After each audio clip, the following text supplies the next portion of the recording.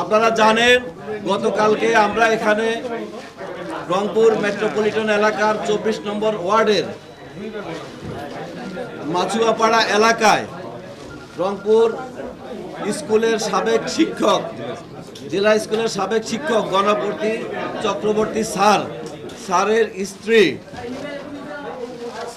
নাম প্রীতিলতা চক্রবর্তী ওরফে ভোলা, স্যারের মেয়ে প্রার্থী চক্রবর্তী এবং 12 বছর বয়সী নিষ্পাপ শিশু প্রিয়ম, এই 4 জনের একটা নির্মম হত্যাকাণ্ড। আজকে আপনাকে আমি বলতে পারি, আমার ছোট সন্তানটার বয়সী এই প্রিয়ম আমি আবেগে আপ্লুত হয়ে যাই।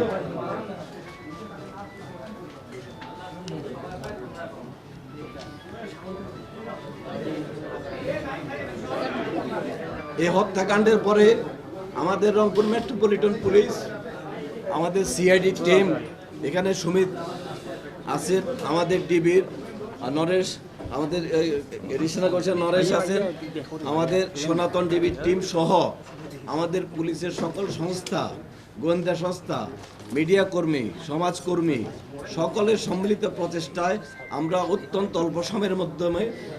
অল্প সময়ের মধ্যে এই তথ্যটা উদ্ঘাটিত করতে সক্ষম হয়েছি।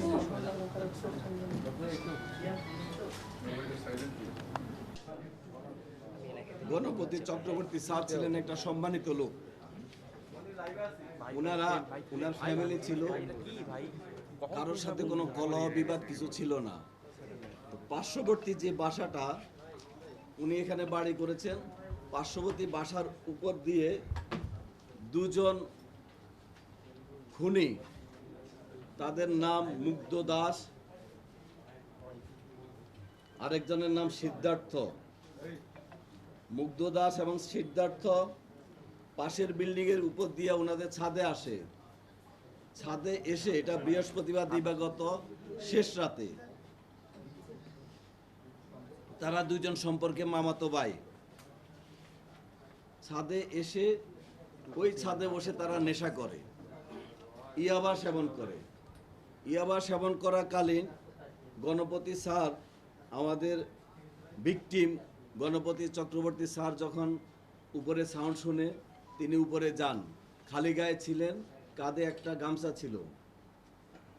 তিনি ওদেরকে ওনার ছাদে বসে আড্ডা দেওয়ার ব্যাপারে জিজ্ঞাসা করলে, চ্যালেঞ্জ করলে, ওই 2 জন খুনি, তারা যেটা আমি কথা বলেছি আসামিদের সাথে, আসামিরা তাদের পরিচয় প্রকাশ না করার জন্য, সমাজে তাদের যেন পরিচয় প্রকাশ না হয়ে যায়, তাৎক্ষণিকভাবে ওই স্যারের গলায় যে গামছাটা ছিল সেই গামছা দিয়ে পেঁচিয়ে ওনাকে সেখানে হত্যা করেন।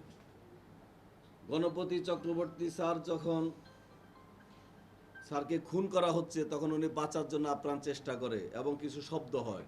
শব্দ শুনে গণপতি চক্রবর্তী স্যারের স্ত্রী প্রীতিলতা চক্রবর্তী ওরফে ভোলা, এই ম্যাডাম উপরে আসার চেষ্টা করেন। উপরে আসার সময় ওই 2 জন খুনি উনাকে সিঁড়ির মধ্যেই গলায় গামছা পেঁচিয়ে, সেখানে ছাদের উপরে কাপড় চোপড় ছিল, পুরনো এটা গামছা পেঁচিয়ে উনাকে সিঁড়ির মধ্যে হত্যা করেন। উনার চিৎকার চেঁচামেচিতে উনার মেয়ে প্রার্থী চক্রবর্তী, বয়স 25, সে যখন এগিয়ে আসে, প্রার্থী চক্রবর্তীকে তারা খুন করে গামছা পেঁচিয়ে। খুনিদের বক্তব্যে আমি যেটা শুনলাম, প্রার্থী চক্রবর্তী মারা যাচ্ছিল না, প্রায় 4-5 মিনিট লাগে তার প্রাণ যাওয়ার ক্ষেত্রে। সেই সময় তারা রশি দিয়ে তার গলায় এবং মুখে পেঁচিয়ে ধরে। একটা প্যাচ গলার উপর দিয়ে যায়, একটা প্যাচ মুখের উপর দিয়ে যায়। তারা এত জোরে এই রশিটা টান দেয়, তার মুখের চোয়াল ভেঙে যায় এবং চোখটা ঠিকরে বের হয়ে যায়। উনাকে মারার পরে খুনিদ্বয় চিন্তা করলো এই নিচে যায়। নিচে যাওয়ার পরে ছোট ছেলেটা, যার কথা বললে আমি আবেগপ্রবণ হয়ে যাই, রংপুর জেলা স্কুলের 5ম শ্রেণীর ছাত্র প্রিয়ম, আমার ছেলের বয়সী,